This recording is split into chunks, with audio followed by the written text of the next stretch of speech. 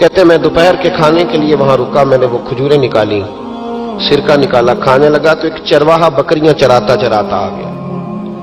وہ نوجوان تھا، اس کے چہرے پر میں نے بڑی روشنی دیکھی، غریب آدمی تھا، بکریاں چراتا تھا۔ ہم لوگ بھی جب کھانا کھانے بیٹھتے ہیں تو کوئی آ جاتا ہے تو اس کو دعوت دیتے ہیں، بھئی آ جا تو بھی کھانا کھا لے۔ کہتے میں نے اسے کہا کہ میاں آ جا روٹی کھا لو، کہنے لگا نہیں اللہ آپ کو جزا دے۔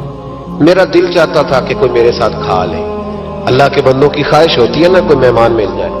فرماتے میں نے دوبارہ کہا بھئی آ جاؤ کھا لو، کہنے لگا نہیں حضور اللہ آپ کو جزا دے۔ میں نے دوبارہ تیسری دفعہ اصرار کیا، میاں تھوڑی سی کھا لے، کہنے لگا حضور اصرار نہ کرے، میں نے روزہ رکھا ہوا ہے۔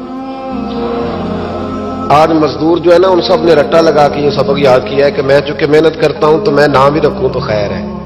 رمضان کے روزے بھی مزدور چھوڑ دیتے ہیں۔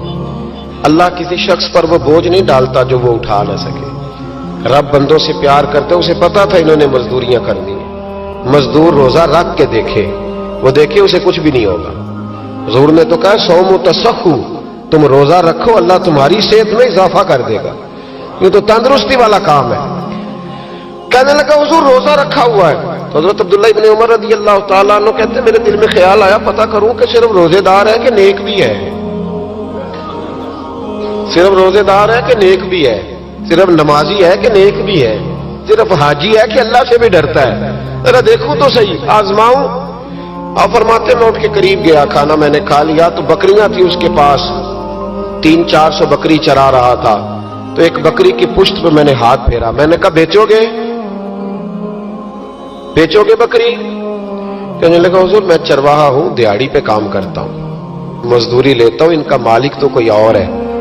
تو آپ فرماتے میں تو پہلے دیکھنا چاہتا تھا کہ نیک بھی ہے کہ نہیں۔ تو میں نے اس سے کہا کہ بکریوں کے مالک سے کہہ دینا ایک بکری بھیڑیا لے گیا ہے، کہہ دینا مالک سے۔ تو آپ فرماتے جب میں نے اسے دیکھا نا تو غریب تھا، پھٹے ہوئے کپڑے تھے۔